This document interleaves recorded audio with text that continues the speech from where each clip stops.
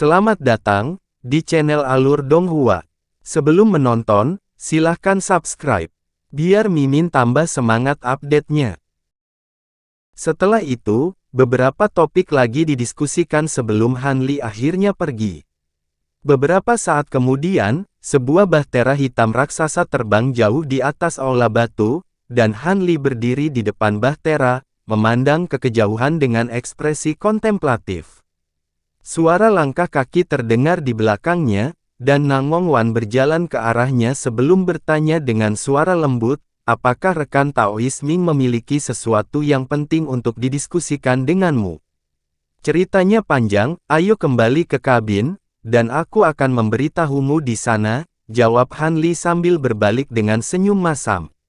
Beberapa bulan kemudian, di ruang misterius tertentu, ada 3 binatang raksasa, yang masing-masing menggigit rantai emas keunguan dengan ekspresi gelisah di wajah mereka.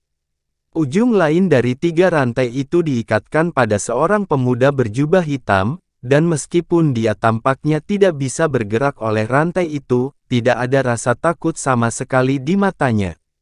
Sebaliknya, dia menilai 3 binatang buas di sekitarnya dengan ekspresi mengejek. Setelah beberapa lama, pemuda berjubah hitam itu berkata dengan suara tanpa emosi, "Jika kalian bertiga tunduk padaku sekarang, tawaranku masih berlaku, Anda ke alam abadi sejati dengan saya setelah saya menyelesaikan apa yang saya lakukan di sini. Jika tidak, setelah rantai hukum melepaskan serangan mereka, kalian bertiga semua akan binasa." Itu tidak mungkin. Serangan balik dari rantai hukum ini seharusnya hanya menargetkan makhluk abadi sejati sepertimu, mengapa kami juga terkena dampaknya? Bahkan jika kami akan terpengaruh, kamu akan tetap menjadi orang yang paling menderita serangan balik, dan kita bertiga akan dapat bertahan hidup tanpa masalah apapun. Seekor binatang buas bibrida rusa beruang meraung dengan suara marah. Hehe, idiot mana yang memberimu metode ini untuk mengaktifkan rantai hukum? Kamu jelas tidak tahu apa yang kamu lakukan, namun kamu berani menggunakan ini padaku. Jika aku tidak bereaksi cukup cepat dan menyeretmu bersamaku ke dalam harta spasial ini, kita akan menjadi bebek. Sekarang, kita hanya bisa menunggu reaksi dari kekuatan hukum. Hanya roh sejati seperti Anda bahkan tidak bisa mulai memahami betapa menakutkannya kekuatan ini, bahkan sebagian kecil dari itu akan cukup untuk langsung menjadikan kalian bertiga menjadi ketiadaan. Anda sudah mulai merasakan esensi sejati Anda perlahan-lahan dimakan oleh rantai hukum, bukan? Tubuh abadi saya jauh lebih kuat dari tubuh Anda, dan saya memiliki beberapa harta abadi untuk melindungiku, jadi aku akan dapat dengan mudah bertahan dan pulih dari ini, kata Ma Liang sambil tersenyum mengejek. Omong kosong, metode ini dianugerahkan kepada kita oleh Raja Naga Emas, bagaimana bisa salah? Jangan berpikir bahwa kamu dapat menyebarkan perselisihan di antara kita dengan begitu mudah. Jika apa yang kamu katakan adalah kebenaran, maka kamu hanya akan tunggu dalam diam. Mengapa Anda memberitahu kami semua ini? Balas binatang buas rusa beruang itu. Jika bukan karena saya memiliki sesuatu yang harus saya lakukan, saya tidak akan membuang-buang waktu dengan kalian bertiga. Jadilah itu, saya akan mempertaruhkan, jika Anda bersedia untuk tunduk pada saya tidak hanya akan membawa Anda ke alam abadi sejati, saya akan memberi Anda pil jiwa sejati sehingga Anda dapat memperoleh jiwa abadi sejati. Namun, tawaran ini hanya berlaku setengah hari, Anda tidak akan mendapatkan apapun dari saya setelah batas waktu itu berakhir, kata Ma Liang saat sedikit ketidaksabaran muncul di matanya. Pil jiwa sejati. Hati 2 binatang lainnya tersentak saat mendengar ini, dan sedikit keserakahan muncul di mata mereka. Jelas bahwa pil ini sangat menggoda mereka. Kamu akan binasa di sini atau diberikan pil jiwa sejati dan dibawa ke alam abadi sejati, pilihan ada di tanganmu. Mengenai kontrakmu dengan ras Jiaoqi dan semua ikatanmu yang lain dengan dunia ini, aku dapat membantu Anda memutuskannya. Saya tidak akan mengatakan apa-apa lagi mulai sekarang, kata Ma Liang dengan senyum dingin sebelum menutup matanya, sepertinya sedang bermeditasi. Tiga binatang raksasa bertukar pandang setelah mendengar ini, dan tidak ada dari mereka yang mengatakan apapun. Seiring waktu berlalu, tingkat di mana esensi sejati mereka dimakan oleh rantai hukum terus meningkat. Mereka telah melepaskan banyak jenis kemampuan dan teknik rahasia untuk mencoba dan menghentikan proses ini, tapi itu hanya memperburuk situasi, dan mereka mulai panik sekarang. Begitu reaksi dari rantai hukum benar-benar tiba, kekuatan mereka akan berkurang secara signifikan, dan tidak ada kemungkinan Unuk bisa bertahan. Ekspresi burung pipit raksasa dan binatang berkepala sapi itu secara bertahap menjadi semakin ragu-ragu. Binatang berkepala rusa itu bisa melihat perubahan ekspresi teman-temannya, dan dia menarik rantai di mulutnya dengan keras saat dia menggeram. Kalian berdua sebenarnya tidak tergoda oleh tawarannya, kan? Tentu saja tidak. Pil jiwa sejati memang sangat berharga, tapi tidak mungkin aku menjadi pelayan siapapun. Karena itu, reaksi dari rantai hukum ini benar-benar bukan sesuatu yang harus diabaikan. Lagi pula, hidup kita terus berlanjut di sini, kata binatang berkepala sapi dengan ragu-ragu. Itu benar. Kami membuat kontrak kuno dengan ras Jiaoqi menggunakan kekuatan harta karun surgawi yang mendalam, tetapi kami tidak memiliki kewajiban untuk memberikan hidup kami di sini, jadi kami harus memikirkan dengan hati-hati tentang ini, burung pipit raksasa menimpali. Aku mengerti, ini memang sesuatu yang perlu kita diskusikan dengan hati-hati. Namun, sebelum itu, aku punya saran yang akan sangat bermanfaat bagi kita semua. Binatang berkepala rusa itu menghela napas pasrah, lalu tiba-tiba mulai berbicara, mentransmisikan suaranya ke arah dua temannya sambil perlahan-lahan melayang ke arah burung pipit raksasa. Berhenti. Kamu bisa memberi tahu kami apa yang ingin kamu katakan dari sana, tidak perlu mendekat, teriak burung pipit raksasa saat tatapan hati-hati muncul di matanya. Ekspresi binatang berkepala rusa segera menjadi sedikit gelap setelah mendengar ini. Apakah kamu tidak percaya padaku, rekan Taois? Hehe, tentu saja, tapi di saat seperti ini, kurasa lebih baik bagi kita untuk menjaga jarak. Bagaimana menurutmu, Brotherhoof Dragon? Burung gereja terkekeh saat berbalik ke arah binatang berkepala sapi. Iya. Kita sudah saling kenal untuk waktu yang sangat lama, tidak perlu. Binatang berkepala sapi itu berusaha menengahi situasi, tapi suaranya tiba-tiba terputus sebagai ledakan, kekuatan yang sangat besar melonjak keluar dari rantai di mulutnya, melukai mulutnya dengan parah.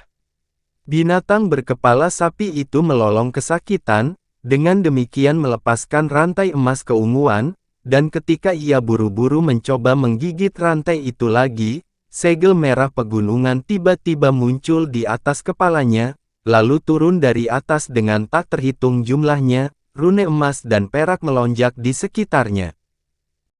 Binatang berkepala sapi itu sangat terkejut dengan hal ini, dan sudah terlambat baginya untuk menghindar, jadi ia hanya bisa melepaskan raungan yang menggelegar saat tubuhnya membengkak beberapa kali dari ukuran aslinya. Setelah itu ia menyodorkan bagian depannya yang hitam pekat kuku menuju segel merah raksasa.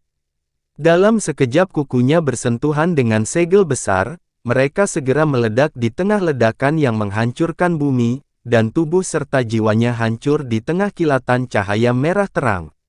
Tepat pada saat ini, Ma Liang muncul di atas segel raksasa dengan senyum dingin di wajahnya di tengah ledakan fluktuasi spasial. Pada saat yang sama, pemuda berjubah hitam yang diikat oleh rantai emas keunguan itu tiba-tiba menghilang. Tidak mungkin. Bagaimana kamu melepaskan diri dari belenggu hukum?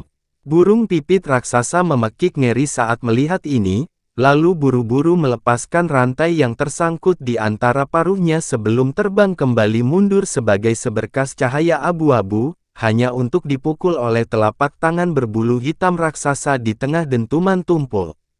Burung pipit raksasa itu benar-benar lengah dan dikirim jungkir balik di udara lebih dari 10 kali sebelum akhirnya berhasil menstabilkan dirinya sendiri. Sementara itu, binatang berkepala rusa itu perlahan menarik telapak tangannya dengan ekspresi menyeramkan di wajahnya. Burung pipit raksasa itu menggelengkan kepalanya dengan kuat untuk menghilangkan pusing dari pukulan tak terduga sebelum berteriak, "Yang rusa, apakah kamu sudah gila? Tunggu, aku mengerti sekarang, kamu sudah menyerah padanya dan merusak rantai hukum.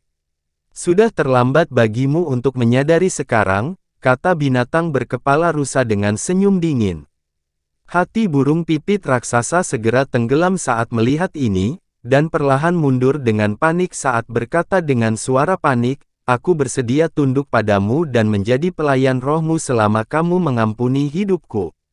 Sudah terlambat, aku hanya punya satu pil jiwa sejati, dan aku hanya bisa membawa satu orang kembali ke alam abadi sejati bersamaku.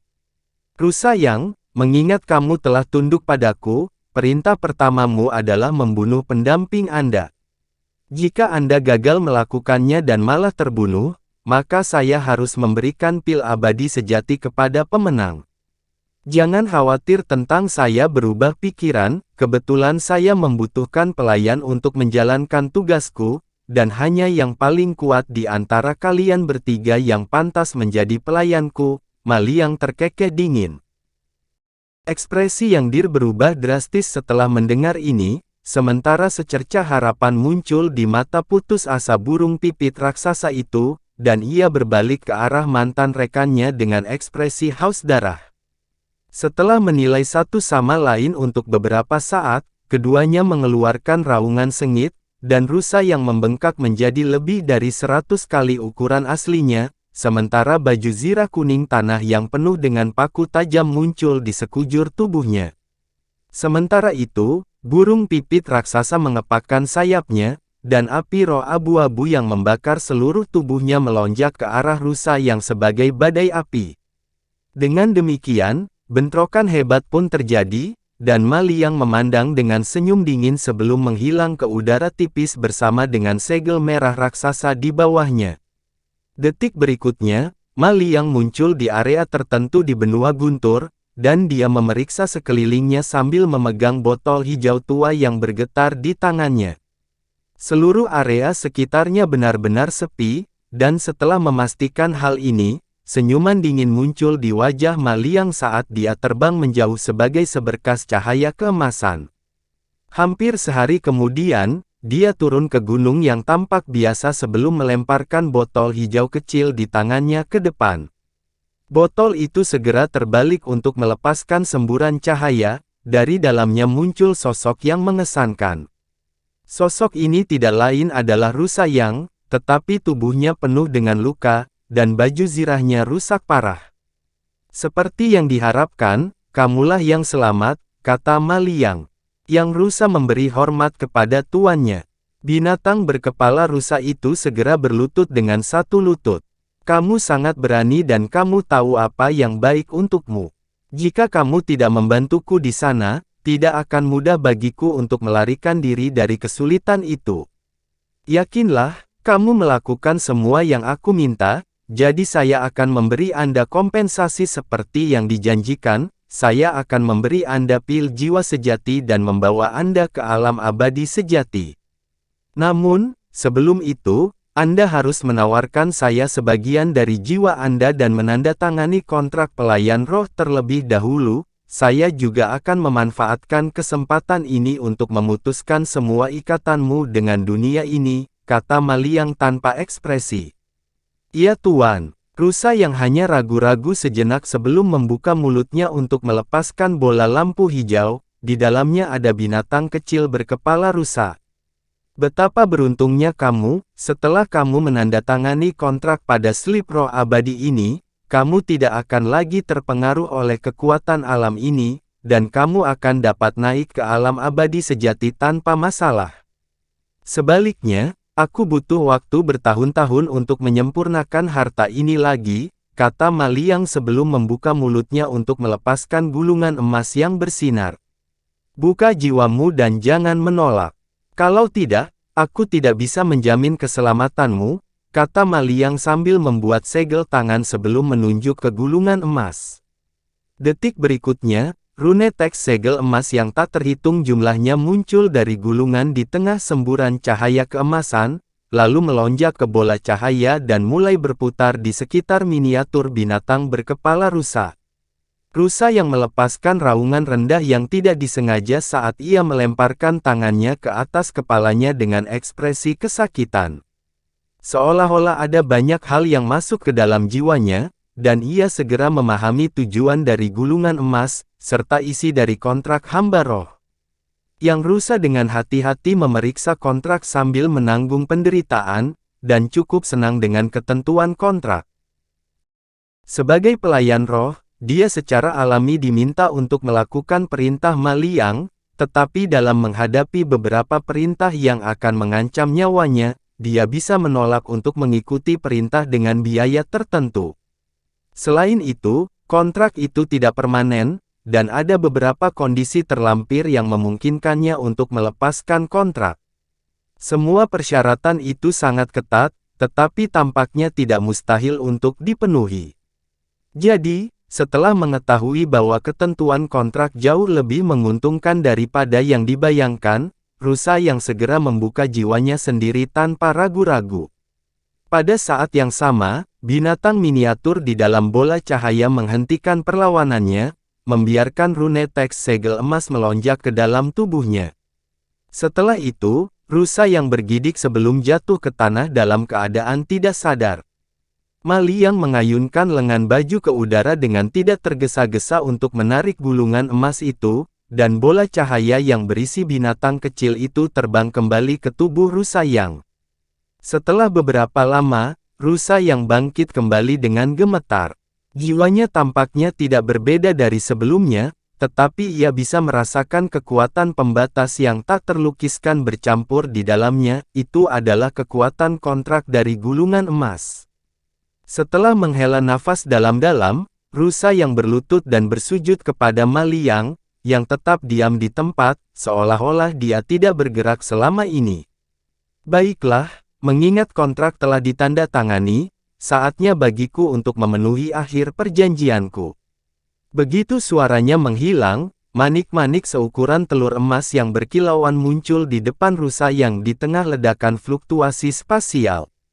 Manik itu memancarkan cahaya keemasan terang, dan ada gumpalan ki putih berputar di sekitarnya. Selain itu, ia mengeluarkan aroma seperti kayu cendana, dan hanya dengan menghirup aroma ini, jiwa Yang Dir langsung terhanyut dengan rasa nyaman yang tak terlukiskan, seolah-olah melayang ke surga, dan mata Yang Dir langsung berbinar. Ini adalah pil jiwa sejati, kamu bisa meminumnya sekarang atau meminumnya setelah kita kembali ke alam abadi sejati. Jika aku jadi kamu, aku akan memilih opsi terakhir. Pil ini secara signifikan akan meningkatkan jiwamu, tetapi juga akan membuat Anda ditolak oleh kekuatan hukum di dunia ini, sehingga secara signifikan membatasi kekuatan Anda, kata Ma Liang. Yang rusa ragu-ragu sejenak sebelum menjawab dengan hormat, kalau begitu, saya akan menyimpannya untuk nanti. Dengan begitu, saya akan dapat membantu Anda dengan lebih baik di sini, guru. Segera setelah itu, ia membuka mulutnya untuk melepaskan kotak kayu berwarna ungu kemerahan, yang dengan hati-hati menyimpan pil emas itu. Ma Liang mengangguk dengan ekspresi senang setelah melihat ini, lalu menginstruksikan, aku akan beristirahat di harta karun untuk saat ini, tetaplah waspada sampai aku keluar dari pengasingan. Yang rusa sedikit goyah setelah mendengar ini sebelum segera memberikan tanggapan tegas. Dengan demikian, Ma Liang naik ke udara sebagai bola cahaya sebelum menghilang ke dalam botol hijau kecil di atas dalam sekejap. Semburan cahaya menyapu permukaan botol kecil, dan tiba-tiba jatuh dari langit seolah-olah itu menjadi sangat berat, jatuh jauh ke dalam perut gunung sebelum akhirnya berhenti. Rusa yang segera membuat segel tangan setelah melihat ini, dan cahaya kuning melintas di atas tubuhnya, yang juga menghilang ke tanah di bawah. Setelah tiba di samping botol hijau, ia dengan cepat memeriksa sekelilingnya sebelum duduk dengan menyilangkan kaki. Ruang di dalam botol kecil itu sedikit rusak akibat pertempuran yang baru saja terjadi di dalamnya, dan alis Ma Liang sedikit berkerut saat melihat ini. Dia mengayunkan lengan baju ke udara, dan semua jejak pertempuran langsung terhapus. Segera setelah itu, dia mengangkat tangan, dan awan pelangi langsung turun dari atas. Awan berubah menjadi futon berkilauan yang berhenti di dekat Ma Liang, dan dia duduk di atas futon sebelum menutup matanya untuk memeriksa kondisi internalnya sendiri. Ini jelas tidak ideal. Saya terluka oleh harta yang diledakkan oleh makhluk Jiaoqi itu, dan luka itu semakin diperparah oleh kekuatan hukum. Sepertinya saya tidak akan dapat pulih tanpa setidaknya beberapa tahun pemulihan. Untunglah selain jimat itu, guru juga menganugerahkan harta replika itu kepadaku. Replika itu sama sekali tidak seefektif harta yang sebenarnya, tetapi itu akan dapat mempersingkat waktu pemulihan yang diperlukan menjadi kurang dari 1/10 dari apa yang akan terjadi, gumam Ma Liang saat dia perlahan membuka kembali matanya. Setelah itu, dia membuat segel tangan sebelum melantunkan mantra, dan seluruh ruang bergetar sedikit ketika semburan cahaya hijau muncul di sekelilingnya, membentuk proyeksi bunga roh dan tanaman eksotis yang tak terhitung jumlahnya yang menempati hampir setiap inci dari seluruh ruang ini. Tiba-tiba, seluruh area dipenuhi dengan ki spiritual yang berkembang pesat. Pada saat ini, segel tangan dan nyanyian Ma Liang berhenti, dan dia membuat gerakan meraih, di mana proyeksi botol hijau kecil muncul di genggamannya sebelum dilempar ke atas. Biarlah ada hujan, teriak Ma Liang sambil menunjuk ke atas sementara cahaya keemasan melintas di sekujur tubuhnya. Awan gelap dengan cepat berkumpul di atas, dan proyeksi vial segera membengkak hingga diameter lebih dari 1000 kaki sebelum terbalik. Cairan hijau menyembur keluar dari bukaan besar vial, lalu turun dari atas seperti hujan. Segera setelah hujan ini menimpa bunga dan tumbuhan di ruang ini, mereka mulai tumbuh dengan cepat dengan kecepatan yang dapat dilihat bahkan dengan mata telanjang. Dalam sekejap mata, bunga dan tanaman besar telah memenuhi seluruh ruangan. Selain itu, semua tanaman ini menjadi jauh lebih besar, dan mereka mengeluarkan aroma obat yang kuat, seolah-olah itu adalah tanaman obat yang sebenarnya daripada hanya proyeksi. Ma Liang sama sekali tidak terkejut melihat ini, dan dia beralih ke segel tangan yang berbeda, di mana gumpalan ki biru yang diresapi dengan aroma obat melonjak keluar dari tanaman di sekitarnya dan menuju tubuhnya. Dia menghirup aroma obat yang kaya, lalu perlahan menutup matanya lagi dengan ki biru di sekelilingnya. Baru pada saat itulah proyeksi botol raksasa di atas memudar menjadi kehampaan.